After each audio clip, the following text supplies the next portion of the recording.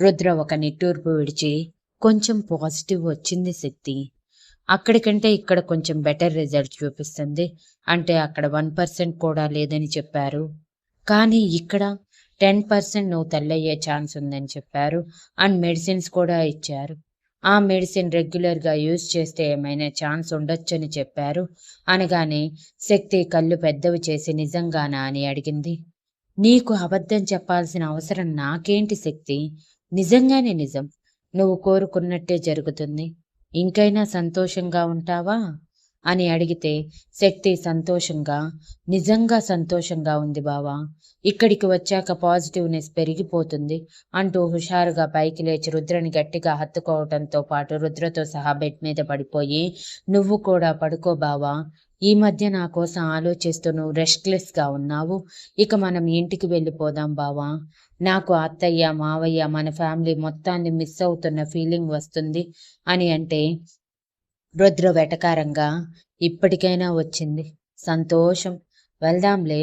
కానీ చెప్పా కదా, నిన్ను నువ్వు నిరూపించుకోవాలని. అలా నిరూపించుకుంటే ఇంకొక 2 రోజులు ఆగి వెళ్దాం. లేదంటే ఇంకొన్ని రోజులు ఆగాక వెళ్దాం. నువ్వు రెస్ట్ తీసుకో. నువ్వు కొంచెం హెల్దీగా మారాక టాబ్లెట్స్ యూస్ చేయాలి. అప్పుడే యూస్ చేయకూడదు అని అన్నాడు. శక్తి సంతోషంగా సరే అని చెప్పి రుద్ర గుండెల్లో ఒదిగిపోయింది. ఎక్కడో ఒక చోట అవకాశం ఉందన్న ఆలోచనకి తన మనసు ఉరకలు వేస్తుంటే శక్తి నిద్రపోయిందనుకున్నాక పైకి లేచిన రుద్ర శక్తి నడుముకి, కాళ్ళకి హాట్ ఆయిల్తో మర్దన చేసి బాధగా శక్తి వైపు చూస్తూ, నిన్ను తల్లిని చేసే బాధ్యత నాది శక్తి. అది ఏ విధంగా అనేది ఇప్పుడు నీకు చెప్పను. చెప్పినా నువ్వు అర్థం చేసుకోవు అని అనుకొని తను కూడా నిద్రపోయాడు. ఇక్కడ ఇషిక నర్మదని తీసుకొని గుడికి వెళ్లి శివలింగాన్ని చూస్తూ, ఏంటి స్వామి ఈ పరీక్షలు? నా కోడలికి తల్లయ్యే రాత ఎందుకు తీసేశావు? అదేం పాపం చేసింది? ఎప్పుడు ఎవరికి ఏ అన్యాయం చేసి ఎరగదు. అటువంటి దానికి ఎందుకు ఇంత అన్యాయం చేశావు స్వామి? అది ఎంత బాధపడుతుందో దానితో పాటు నా కొడుకు అంతకంటే ఎక్కువ బాధపడుతున్నాడు. కనీసం మేము అనుకున్నట్టు జరిగేలా చూడు స్వామి. మాకు ఏదో ఒక మార్గం చూపించు. నీదే భారం మొత్తం. పసిపిల్లలాంటి మనస్తత్వం ఉన్న నా కోడలు శక్తిని తల్లయ్యేలా చేసే బాధ్యత నీదే అని మొక్కుకొని హారతి తీసుకొని మెట్ల దగ్గర కూర్చున్నారు ఇద్దరు.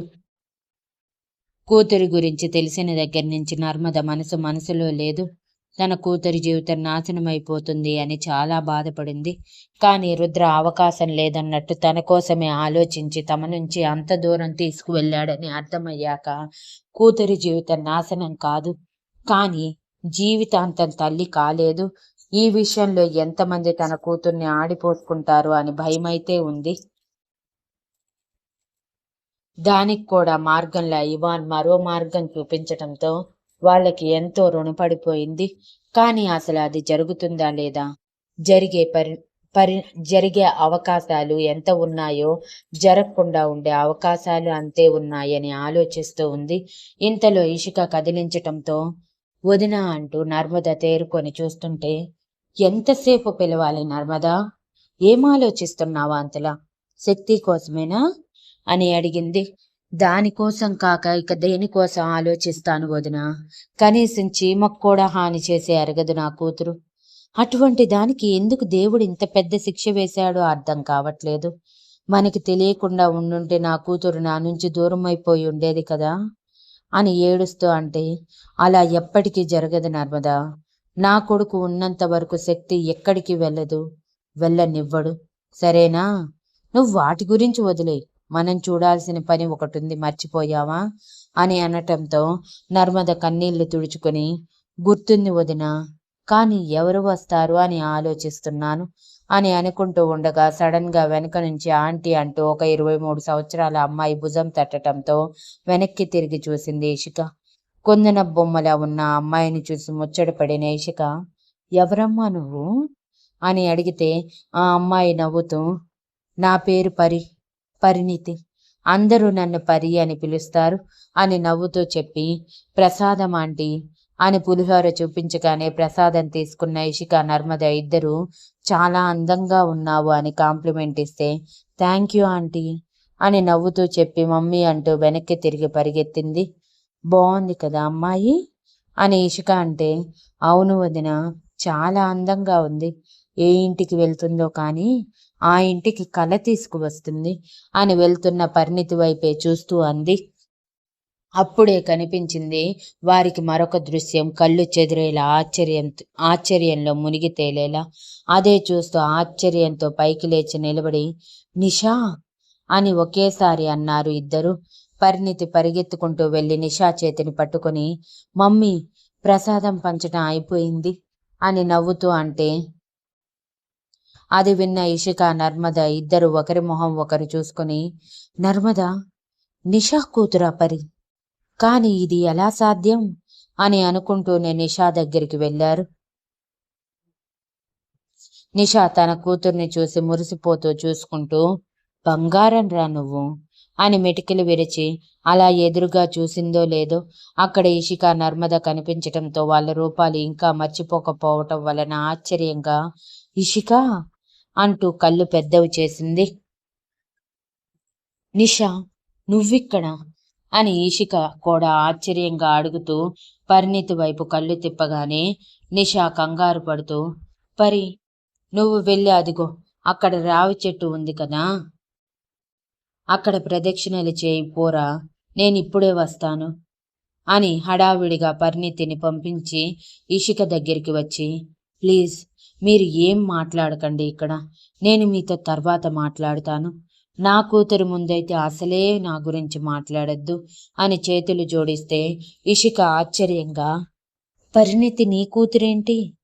నీకు తల్లయ్యే అవకాశాలు లేదనే కదా నా కొడుకుని అన్ని సంవత్సరాలు నాకు దూరం చేశారు అని ఇషిక కోపంగా అడిగింది. అప్పటి పరిస్థితులు గుర్తుకు వచ్చి, అవన్నీ తర్వాత చెప్తాను, మీరు మధ్యాహ్నం సమయంలో కాఫీ డేకి రండి ఈ ఏరియాలో ఉన్నదానికి అని చెప్పి నిషా అక్కడి నుంచి పరిణితి దగ్గరికి వెళ్ళిపోతే ఇషిక ఆశ్చర్యపోతూనే నర్మద వైపు చూస్తూ, ఏదో జరిగిందనిపిస్తుంది నర్మద, వెళ్దామా అని అడిగితే, వెళ్దాం వదిన, మనం కూడా ఖాళీనే కదా, అలానే నిషాకి తెలిసిన వాళ్ళు ఎవరైనా ఉంటే కనుక్కుందాం, ఇలా కూడా ఉపయోగపడుతుంది కదా అని అంటే ఈషిక సరే అని తల ఊపి అక్కడి నుంచి వెళ్ళిపోయారు.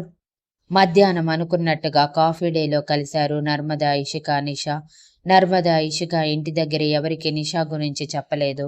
పూర్తిగా తెలుసుకున్నాక చెప్పొచ్చు అనుకుని ఇషిక నిషా వైపు షూటిగా చూస్తూ, పరిణితి నీ కూతురేంటి నిషా? అసలేం జరుగుతుంది? ఏం చేస్తున్నావు నువ్వు? ఇన్ని సంవత్సరాల తర్వాత కనిపించావు, అది కూడా కూతురితో అని అడిగితే నిషా బాధగా, తను నా కూతురు కాదు, అనాథాశ్రమం నుంచి తీసుకొచ్చుకున్నాను, నాకంటూ ఒక తోడు ఉండాలి అని. తల్లి, తండ్రి, నా తోడబుట్టిన వాళ్ళందరూ నన్ను వదిలేశారు. నేను చేసిన పాపాలకి వాళ్ళ తప్పే ముందులే, వాళ్ళకి ఏదైనా హెల్ప్ చేద్దాము అనుకున్నా నన్ను వాళ్ళ వైపు కూడా చూడనివ్వలేదు, కనీసం నా నీడ కూడా ఎవరి మీద పడనివ్వలేదు అని ఏడుస్తూ చెప్పి, అందుకే నా కోసం తోడికి పరిణితిని తెచ్చుకున్నాను, తనతో కలిసి చిన్న ఉద్యోగం చేసుకుంటూ ఇంతకాలం బ్రతికాను.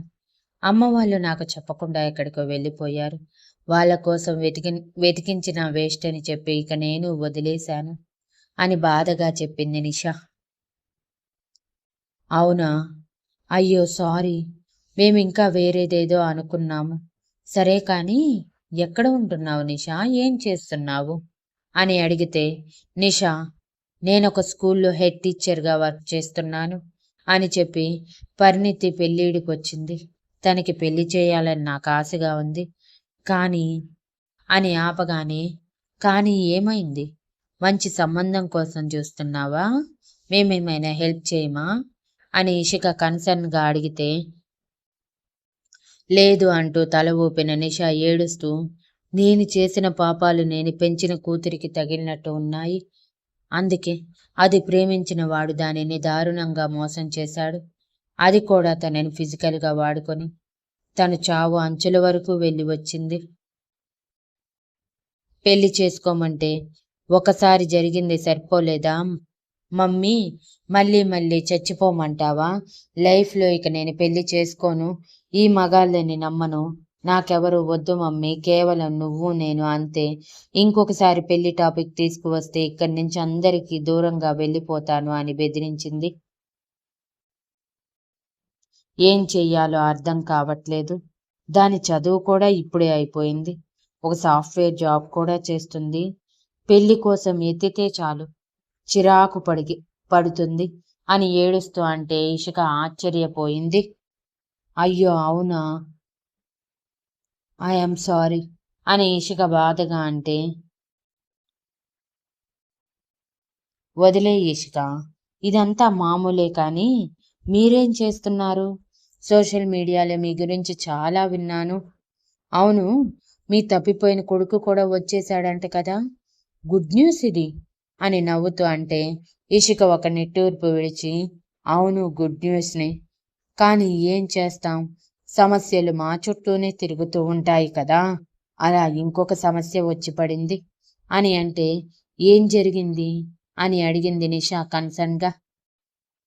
నర్మద చెప్పటానికి ఇష్టపడకపోవటంతో ఇషిక చేతి మీద చేతిని వేస్తే ఇషిక అర్థం చేసుకుని, ఏదోలే వదిలే, మాకొక హెల్ప్ చేస్తావా అని అడిగితే, ఏ హెల్ప్ కావాలని అని అడిగింది నిషా.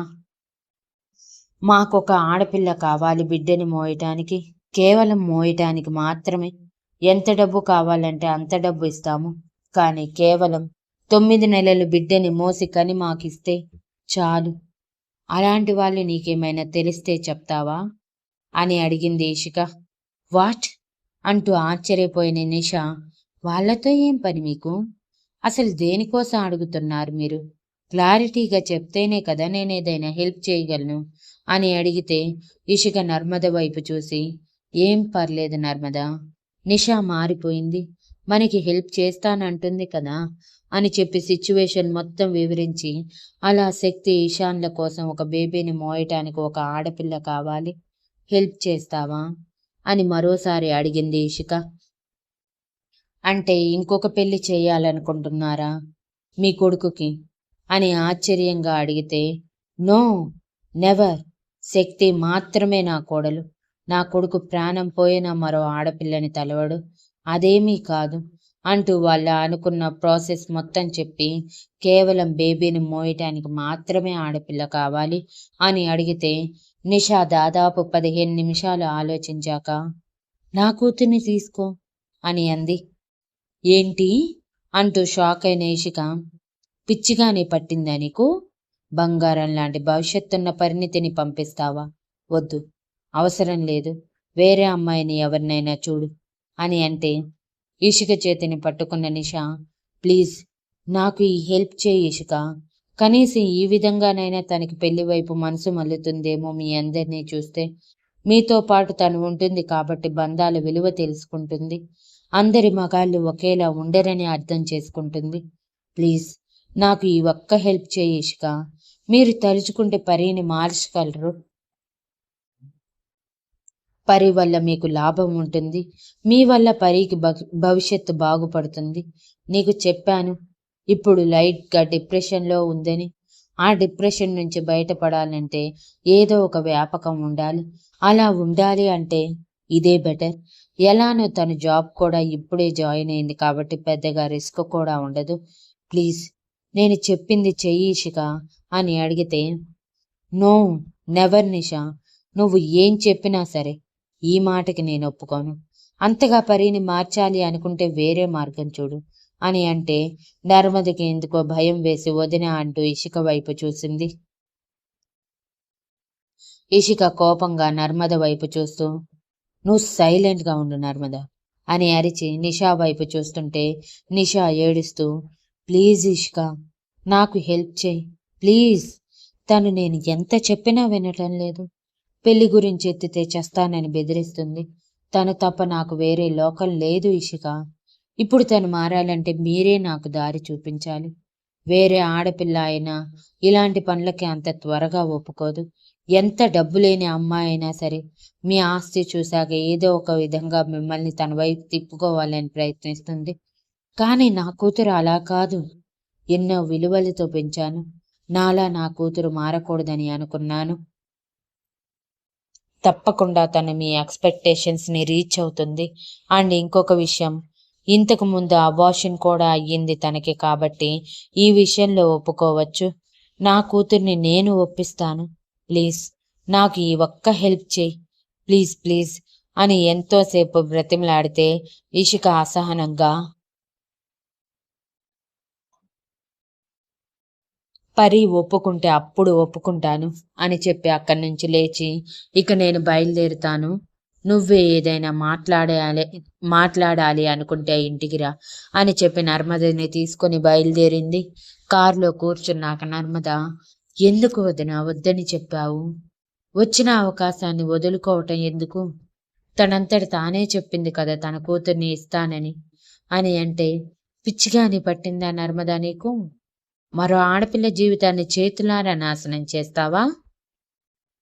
మనం కావాలని కోరుకుంది డబ్బుతో అవసరం ఉన్న ఆడపిల్లని, ఆ డబ్బుతో తన అవసరం తీర్చుకొని మన అవసరం మనకి తీర్చి పెడుతుందని. అంతేకాని అమాయకమైన ఆడపిల్ల జీవితాన్ని నాశనం చేయమని కాదు. బిడ్డని కనటం అంటే అంత ఈజీ అనుకున్నావా?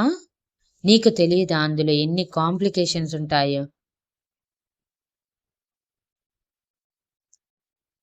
రేపటి రోజు తనని ఎవరైనా పెళ్లి చేసుకోవాలన్నా ముందుకు వస్తారా అని అరిస్తే నర్మద మౌనంగా మారిపోయి, కానీ వదిన ఇప్పుడేం చెయ్యాలి? ఇంకా మనం ఎవరిని వెతకాలి అని అడిగితే, చూద్దాం, ఇంకా టైం ఉంది కదా, ముందు ఇషాన్ శక్తిని తీసుకురా నువ్వు. శక్తితో విషయం మాట్లాడితే తను ఒప్పుకుంటే మిగిలిందంతా దానంతట అదే జరిగిపోతుంది అని అనటంతో నర్మద మౌనంగా మారిపోయింది. Thank you for listening and please like, share, comment and